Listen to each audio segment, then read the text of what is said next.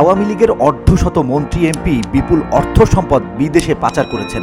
গত 15 বছরে ক্ষমতার অপব্যবহার, ঘুষ, দুর্নীতির মাধ্যমে যে অবৈধ সম্পদের পাহাড় গড়েছেন, এর বেশিরভাগই তারা বিদেশে পাচার করেছেন। এ তথ্য বের করেছে দুর্নীতি দমন কমিশন দুদক। দুদকের প্রাথমিক অনুসন্ধান, আমলে নেওয়া অভিযোগ ও কমিশনের গোয়েন্দা রিপোর্ট থেকে এসব তথ্য জানা গেছে। গত এক মাসে আমলে নেওয়া ব্যক্তিদের মধ্যে 83 জনই মন্ত্রী এমপি। এর মধ্যে অর্ধশত মন্ত্রী এমপির বিদেশে সম্পদের তথ্য প্রমাণ পেয়েছে দুদক। পাচারকারীরা হলেন সাবেক প্রধানমন্ত্রী শেখ হাসিনার বেসরকারি খাত বিষয়ক উপদেষ্টা ও এমপি সালমান এফ রহমান, সাবেক স্বরাষ্ট্রমন্ত্রী আসাদুজ্জামান খান কামাল, সাবেক অর্থমন্ত্রী ও এমপি আহমা মুস্তফা কামাল, সাবেক বস্ত্র ও পাটমন্ত্রী গোলাম দস্তগীর গাজী, সাবেক আইনমন্ত্রী আনিসুল হক, সাবেক সমাজকল্যাণমন্ত্রী ও এমপি ডাক্তার দীপুমণি, সাবেক ভূমিমন্ত্রী ও এমপি সাইফুজ্জামান চৌধুরী জাবেদ, সাবেক নৌমন্ত্রী শাহজাহান খান সহ আরও অনেকে। এছাড়া এস আলম গ্রুপের মালিক সাইফুল আলম মাসুদ, সাবেক ডিএমপি কমিশনার আসাদুজ্জামান মিয়া ও সাবেক ডিবি প্রধান হারুনা রশিদ, সাবেক মন্ত্রিপরিষদ সচিব কবির বিন আনোয়ার সহ ক্ষমতার কেন্দ্রে থাকা অন্তত 70 জনের বিরুদ্ধে বিদেশে হাজার হাজার কোটি টাকা পাচারের সুনির্দিষ্ট অভিযোগ দুদকের হাতে রয়েছে। নাম প্রকাশে অনিচ্ছুক দুদকের এক সিনিয়র কর্মকর্তা বলেন, দুদকের আমলে নেওয়া অভিযোগে এবং কমিশনের গোয়েন্দা অনুসন্ধানে প্রায় সব মন্ত্রী এমপির বিরুদ্ধে বিদেশে অর্থ পাচারের সুনির্দিষ্ট তথ্য প্রমাণ পাওয়া যাচ্ছে। মন্ত্রী এমপিদের মধ্যে 2/3 বিদেশে অর্থ পাচারের সঙ্গে জড়িত বলে প্রমাণ পাওয়া গেছে। এরই মধ্যে বাংলাদেশের আর্থিক গোয়েন্দা ইউনিট BFIU-তে তথ্য চেয়ে চিঠি দেওয়া হয়েছে। এছাড়া বিদেশে সম্পদের তথ্য চেয়ে MLAR করা হয়েছে। বিদেশে পাচার হওয়া সম্পদ পুনরুদ্ধারের জোর প্রচেষ্টা নিয়েছে দুদক। দুদকের সাবেক মহাপরিচালক মোহাম্মদ মইদুল ইসলাম বলেন, দেশ থেকে অর্থ পাচার বন্ধ করতে হবে, এমনকি বিদেশে পাচারকৃত অর্থ পুনরুদ্ধারে যথাযথ পদক্ষেপ নিতে হবে। পুরো সিস্টেমের উন্নয়ন করতে হবে। এখনই এর উপযুক্ত সময়। অর্থ পাচার বন্ধের পাশাপাশি পাচারকারীদের আইনের আওতায় এনে দৃষ্টান্তমূলক শাস্তি দিতে হবে। গত 15 আগস্ট এস আলম গ্রুপ ও নাফিস শারাফাতের এবং 22 আগস্ট সালমান এফ রহমানের বিরুদ্ধে জ্ঞাত আয় বহির্ভূত সম্পদ অর্জন ও বিদেশে অর্থ পাচারের অভিযোগ অনুসন্ধানে নামে দুদক। দুদকের আমলে নেওয়া অভিযোগে বলা হয়, দেশ জুড়ে ব্যাপক সমালোচিত এস আলম গ্রুপ, বেক্সিমকো গ্রুপের কর্ণধার ও সাবেক প্রধানমন্ত্রী শেখ হাসিনার শিল্প ও বিনিয়োগ বিষয়ক উপদেষ্টা সালমান এফ রহমান এবং পদ্মা ব্যাংকের পদত্যাগ করা চেয়ারম্যান চৌধুরী নাফিস শারাফাত আর্থিক খাত থেকে নজিরবিহীন দুর্নীতি, লুটপাট, জালিয়াতি ও টাকা পাচার করেছেন।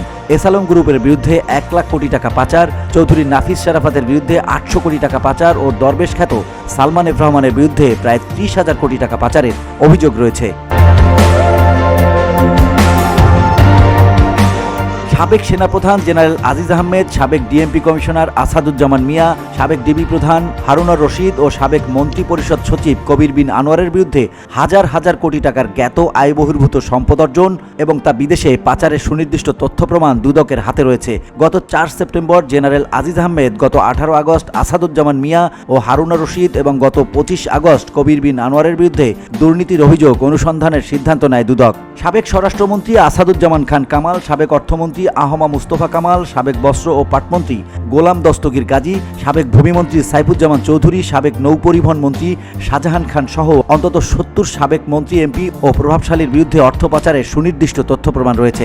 এছাড়া সাবেক বাণিজ্যমন্ত্রী টিপু মুন্সি, সাবেক বিদ্যুৎ ও জ্বালানি প্রতিমন্ত্রী নসরুল হামিদ বিপু, সাবেক খাদ্যমন্ত্রী সাধন চন্দ্র মজুমদার, সাবেক আইনমন্ত্রী আনিসুল হক, সাবেক শিক্ষামন্ত্রী ডাক্তার দীপুমণি, সাবেক ত্রাণ ও দুর্যোগ প্রতিমন্ত্রী ডাক্তার এনামুর রহমান, সাবেক স্বাস্থ্যমন্ত্রী জাহিদ মালেক, সাবেক স্থানীয় সরকার মন্ত্রী তাজুল ইসলাম, সাবেক মন্ত্রী জুনায়েদ আহমেদ পলক, মহিবুল হাসান চৌধুরী নফেল, খালিদ মাহমুদ চৌধুরী, ফরিদুল হক, ইমরান আহমেদ, জাকির হোসেন, কামাল আহমেদ মজুমদার, জাহিদ হাসান রাসেল, নুরুল মজিদ মাহমুদ হুমায়ুন, শাহজাহান খান, হাসান মাহমুদ, কামরুল ইসলাম, হাসানুল হক ইনু, দিনাজপুর 5 আসনের সাবেক সংসদ সদস্য এবং প্রাথমিক ও গণশিক্ষা মন্ত্রণালয়ের সাবেক মন্ত্রী মোস্তাফিজুর রহমান ফিজার, নেত্রকোনা 3 আসনের সাবেক এমপি অসীম কুমার উকিল ও তার স্ত্রী যুব মহিলা লীগের কেন্দ্রীয় সাধারণ সম্পাদক ও সংরক্ষিত নারী আসনের এমপি অপু উকিল, সিরাজগঞ্জ 2 আসনের সাবেক সংসদ সদস্য জান্নাতারা হেনরি, সাবেক প্রধানমন্ত্রী শেখ হাসিনার সাবেক উপপ্রেস সচিব আশরাফুল আলম খোকন, সাবেক সহকারী 400 কোটি টাকার মালিক মোহাম্মদ জাহাঙ্গীর, সাবেক বন ও পরিবেশ মন্ত্রী মোহাম্মদ শাহাবুদ্দিন এবং সাবেক এমপি নুরুন্নবী চৌধুরী শাওন, সাবেক গণপূর্ত প্রতিমন্ত্রী শরীফ আহমেদ, বরিশাল 2 আসনের সাবেক এমপি শাহ আলম তালুকদার, বরগুনা 1 আসনের সাবেক এমপি ধীরেন্দ্রনাথ শম্ভু ও তার ছেলে সুনাম দেবনাথ, গাইবান্ধা 4 আসনের এমপি মোহাম্মদ আবুল কালাম আজাদ, রাজশাহী 5 আসনের এমপি ডাক্তার মনসুর রহমান, মৎস্য ও প্রাণী সম্পদ মন্ত্রণালয়ের সাবেক মন্ত্রী মোহাম্মদ আব্দুর রহমান, চুয়াডাঙ্গা 1 আসনের এমপি সোলাইমান হক জোয়ারদার, দিনাজপুর 3 আসনের সাবেক এমপি ইকবালুর রহিম, মাগুরা 1 আসনের এমপি সাইফুজ্জামান শেখর, সাবেক রেলমন্ত্রী জিল্লুল হাকিম, সিরাজগঞ্জ 4 আসনের সাবেক এমপি তানভীর ইমাম, সাবেক গৃহায়ন ও গণপূর্ত এবং মৎস্য প্রাণী সম্পদ মন্ত্রী সম রেজাউল করিম, সাবেক শ্রম ও কর্মসংস্থান প্রতিমন্ত্রী মন্নুজান সুফিয়ান, নাটোর 2 আসনের সাবেক এমপি মোহাম্মদ রফিকুল ইসলাম শিমুল, মানিকগঞ্জ 1 আসনের সাবেক এমপি নাইমুর রহমান দুর্জয়, রাজশাহী 4 আসনের সাবেক এমপি মোহাম্মদ এনামুল হক, সমাজকল্যাণ মন্ত্রণালয়ের সাবেক মন্ত্রী নুরুজ্জামান আহমেদ, হবিগঞ্জ 4 আসনের সাবেক এমপি মাহবুব আলী, খুলনা 6 আসনের সাবেক এমপি মোহাম্মদ আখতারুজ্জামান বাবুর নামও রয়েছে এই তালিকায়। আগে বাংলাদেশ থেকে অর্থ পাচারের জনপ্রিয় গন্তব্য ছিল সুইজারল্যান্ড, যুক্তরাষ্ট্র, যুক্তরাজ্য, মালয়েশিয়া, কানাডা সহ করস্বর্গ খ্যাত কিছু দ্বীপরাষ্ট্র।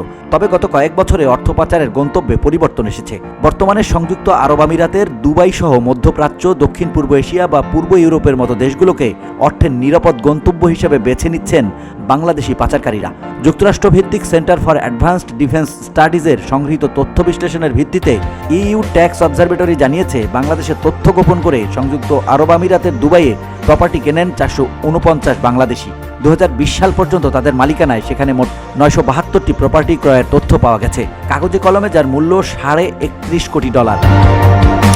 মালয়েশিয়ায় দ্বিতীয় নিবাস গড়ার মালয়েশিয়া মাই সেকেন্ড হোম কর্মসূচিতে অংশগ্রহণকারীদের তালিকাও চতুর্থ অবস্থানে রয়েছেন বাংলাদেশিরা। এখন পর্যন্ত 3604 জন বাংলাদেশি মালয়েশিয়ায় সেকেন্ড হোম গড়েছেন বলে গত মার্চে জানিয়েছেন দেশটির শিল্প ও সংস্কৃতি মন্ত্রী টিয়ং কিং সিং। এছাড়া কানাডা, যুক্তরাষ্ট্র, যুক্তরাজ্য ও সিঙ্গাপুরেও বাড়ি, ফ্ল্যাট সহ বিভিন্ন খাতে বিনিয়োগের তথ্য রয়েছে। VOD Bangla news desk.